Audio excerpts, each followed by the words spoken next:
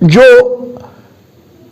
पूरे 1.5-2 साल से सड़कों पे जो डेली वेजर्स हैं, इनको रेगुलाइज हम करेंगे कानून के मुताबिक। जो लोग सड़कों पे इस वक्त बैठे हैं, उन तमाम मसलों का समाधान हम करेंगे। ये हम आपको लिख के देते हैं, वायदा करते हैं। इलेक्शन कमीशन ऑफ इंडिया को जब हमारा ऑल पार्टी डेलीगेशन मिला जनाब डॉक्टर फारूक साहब की सरपरस्ती में, तो उन्होंने काफ़ी हमें आश्वासन दिया कि क्योंकि उन्होंने तमाम जो प्रोसेस है वो तो कंप्लीट किया हुआ है और वो चाहते भी हैं कि इलेक्शन हो जाए, तो अब जब तक होम मिनिस्ट्री क्लियरेंस ना दे, या उनका जैसे होम मिनिस्टर साहब ने कहा कि भाई अप्रोप्रिएट टाइम पे हम यहाँ इलेक्शन करवाएंगे, वो अप्रोप्रिएट टाइम क्या होगा, कैसा होगा, ये तो वही बता सकते हैं। लेकिन जो प्रक्रिया है इसकी इलेक्शन की, वो ऑलमोस्ट कंप्लीट है। लिमिटेशन हो गई है, उसके बाद ये समरी रिवीजन इलेक्टोरल का हो गया है, वो भी कंप्लीट हुआ है, और बाकी भी जो सिस्टम है वो तो है। अब करवाना नहीं करवाना ये तो उन पे ही डिपेंड करता है। जहाँ तक डेमोक्रेटिक मुल्क का ताल्लुक है, इलेक्शन तो इसकी रूह है, और इलेक्शन के बिना डेमोक्रेसी क्या है? तो इलेक्शन तो होने चाहिए। आज तो हमारा कहना है, तमाम अपोजिशन पार्टीज का कहना है कि साहब आप एक तरफ कह रहे हैं कि भाई जम्मू कश्मीर के हालात जो हैं वो नॉर्मल है, और दूसरी तरफ इलेक्शन करवा भी नहीं रहे हैं, तो ये बात बनती नहीं है। अगर आप समझते हैं हालात कंप्लीट है, तो जैसे बाकी स्टेटों में इलेक्शन हो रहा है तो यहाँ भी होना चाहिए। तो हम तो यही कहेंगे कि साहब पिछले 8 साल से यहाँ इलेक्शन नहीं हो रहा है, 4 साल से आपकी असेंबली यहाँ डिज़ाल्व हुई है, और उसके बाद as per constitution and as per supreme court ruling के असेंबली डिज़ाल्व हुए 6 महीने के बाद इलेक्शन करवाने चाहिए। तो हमारा कहने का मकसद ये है कि भाई जब सब कुछ ठीक है तो इलेक्शन करवाने में क्या हर्ज है, वो तो करवा देने चाहिए इनको। जी, एक चीज़ और जानना चाहूँगा रंजना जी आपसे मैं, जिस तरीके से डॉक्टर फारूकुल्लाह लगातार जो है अब सियासी हलचल जो है उन आपकी पार्टी की भी तेज़ नज़र आ रही है, और कश्मीर की बात करें, जम्मू की बात करें, तमाम लोगों से जो है विचार विमर्श किया जा रहा है। हाल ही में वो पैंथर्स पार्टी के जो उनका दिवस था वहाँ पहुँचे, वहाँ पर उनका एक बयान काफ़ी वायरल हो गया। उस बयान के बाद उन्होंने कह दिया कि डोगरी बोलनी चाहिए हमें, जय जम्मू का उन्होंने नारा वहाँ से दिया। तो उसके बाद जो लोग हैं, जो व्यूअर्स हैं, उन्होंने ये कमेंट भी नीचे किया कि शायद ये अपने पुराने साथी जो हैं उनको शायद जवाब देना चाहते हैं कि आप ही जय जम्मू नहीं कह सकते, हम भी कह सकते हैं। तो ऐसा क्या, लोग ये भी कह रहे हैं शायद जम्मू की याद अब आई है, क्योंकि उन्हें लग रहा है कि जम्मू से भी अब वोट बैंक शायद खत्म हो रहा है हमारा, तो हमें जम्मू जय जम्मू कहना पड़ेगा। तो इसे कैसे देखते हैं आप? देखिए, ये लोगों के वहम है और वो किस तरह ले रहे हैं हम नहीं समझते, लेकिन national conference Jammu Kashmir national conference का नाम है। जम्मू पहले आता है, जम्मू तो नेशनल कॉन्फ्रेंस के लोगों के दिलों में है। ये बात कहना कि नहीं, और डोगरा, हम डोगरी की हमेशा वो करते रहे हैं कि भाई डोगरी ज़बान जो हमारी है इसकी ज़्यादा से ज़्यादा प्रशंसा होनी चाहिए, ज़्यादा से ज़्यादा इसकी तरक्की होनी चाहिए। हम तो चाहते हैं ये, बल्कि 8वें शेड्यूल में डोगरी को लाने के लिए नेशनल कॉन्फ्रेंस के मैं बजाते खुद बोधराज बाली साहब के साथ हम लोग नेशनल कॉन्फ्रेंस का एक डेलीगेशन लेके दिल्ली के अंदर सत्याग्रह किया था, जो डॉक्टर करण सिंह जी ने लीड किया था। तो ऐसी बात नहीं है, डोगरी हमारी ज़बान है, अस डोगरे हैं, डोगरी कन्नै प्यार करने हैं, मिठी साड़ी लैंग्वेज है, ऐसी कोई गल नहीं। तो बाकी जहाँ तक मैं समझता हूँ कि इलेक्शन का ताल्लुक है, आप देखिए जम्मू कश्मीर के अंदर हालात क्या बने हुए हैं। ये जो सरकार चल रही है, एलजी एडमिनिस्ट्रेशन टोटली फेल है, टोटल फेलियर, हर सिस्टम में हर तरीके से ये फेलियर है। एक तो अनएम्प्लॉयमेंट देखिए, बेरोजगारी क्या है। एलजी साहब कह रहे हैं कि मेरे को आप बता दीजिए कोई भी नौकरी जो है मैंने बैकडोर एंट्री से या फिर इलीगल तरीके से लगाई हो, फ्रॉड तरीके से लगाई हो, जिस दिन कोई प्रूफ दे दे मैं दूसरे दिन जहां से छोड़ के जम्मू कश्मीर चला जाऊंगा वापिस। रोना तो इसी बात क्या है, आपने लगाया क्या है जो आप बैक डोर या फ्रंट डोर की बात करते हैं।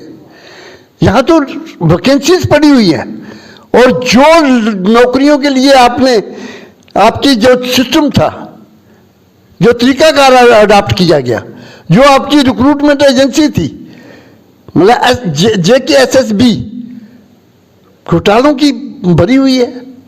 आपने जिसके एग्जाम लिए, जिन बच्चों को रिक्रूटमेंट के एग्जाम दिए उन्होंने, वो तो घोटाला खा गए आपके। मैं तो समझता हूं कि आपको ऐसी बातें नहीं कहनी चाहिए कि एक तरफ आप खुद कह रहे हैं, CBI को आप केस दे रहे हैं, इतने आपके घोटाले हो रहे हैं, क्या जस्टिफिकेशन देंगे आप बच्चों को कि साहब आपकी नौकरी के लिए हम जो एजेंसीज हमने SSB लगाया हुआ था वहाँ घोटाले हुए हैं। SI के एग्ज़ाम हुए, बच्चों ने एग्ज़ाम दिए, वहाँ आप कह रहे हैं घोटाला हुआ है। फायर सर्विसेज के एग्ज़ाम हुए, वहाँ आप कह रहे हैं। FAA के एग्ज़ाम हुए, वहाँ आप कह रहे हैं घोटाला। तो ये घोटालों की सरकार चल रही है।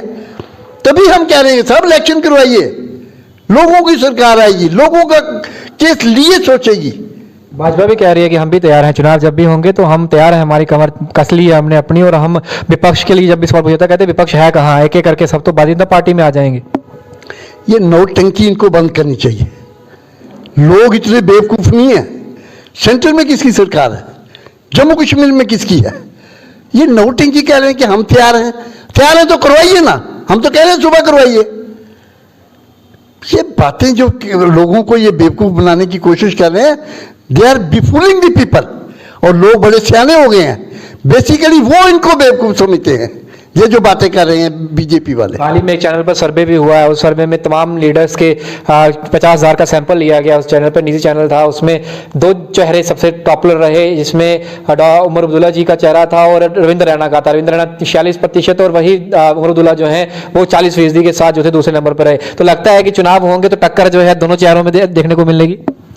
भैया अब ये किनसे सर्वे करवाया उन्होंने, कौन सी इनकी एजेंसी है, उससे पहले सर्वे किया था ना इन्होंने। सरकार इनकी है, जिसको मर्जी एजेंसी को कहें अच्छा भाई कर दे और 99% हमारी फेवर की बात कर, कौन देगा इनको वोट। जिस ढंग से ये सरकार चला रहे हैं, आप अंदाजा लगाइए। ये जो प्रॉपर्टी टैक्स लगा रहे हैं, ये डोमेन किसका है, लोकल बॉडीज का। लोकल बॉडीज ही लगा सकते हैं ना। और लोकल बॉडीज के जितने रिप्रेजेंटेटिव लोगों के चुने हुए नुमाइंदे हैं एट प्रेजेंट है ना, हमारे जम्मू कारपोरेशन या कश्मीर श्रीनगर कारपोरेशन या म्यूनसिपल काउंसिल्स या म्यूनसिपल कमेटी जितनी भी जम्मू कश्मीर के अंदर है, सब इलेक्टेड है ना। अब प्रॉपर्टी टैक्स आप गवर्नमेंट लगा रही है without consulting these elected people of Jammu Kashmir, तो आप किस डेमोक्रेसी की बात कर रहे हैं।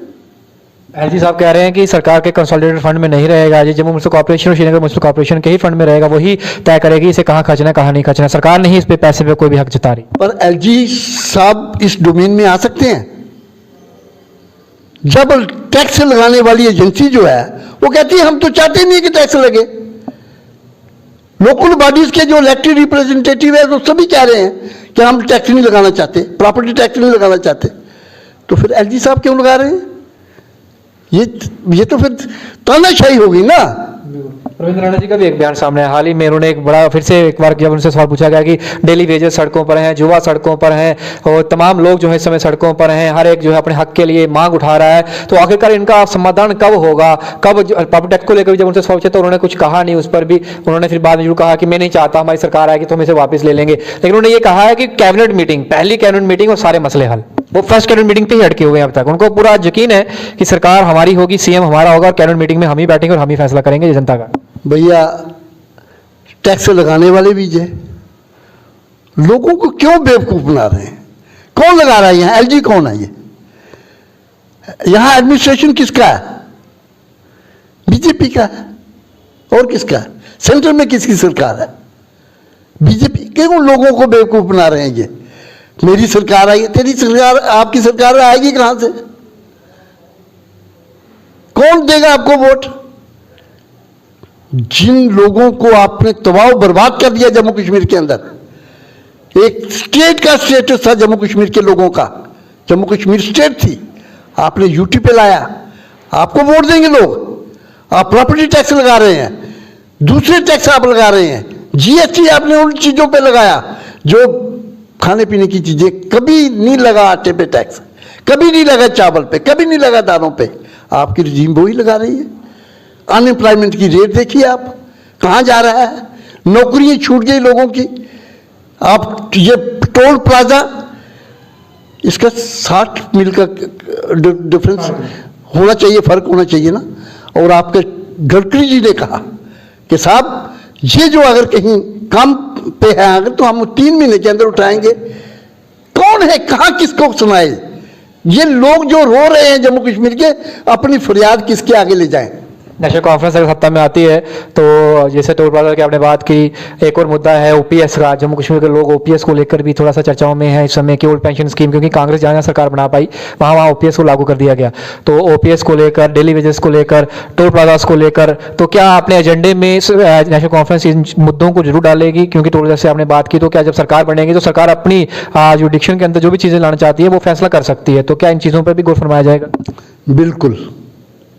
नेशनल कॉन्फ्रेंस ये बड़ा साफ कर देना चाहती है कि जब नेशनल कॉन्फ्रेंस की सरकार बननी इसी की है, कोई और माइका लाल यहाँ नहीं है कोई ऐसी पार्टी जो जम्मू कश्मीर के अंदर स्वयं नेशनल कॉन्फ्रेंस के हुकूमत बना सके।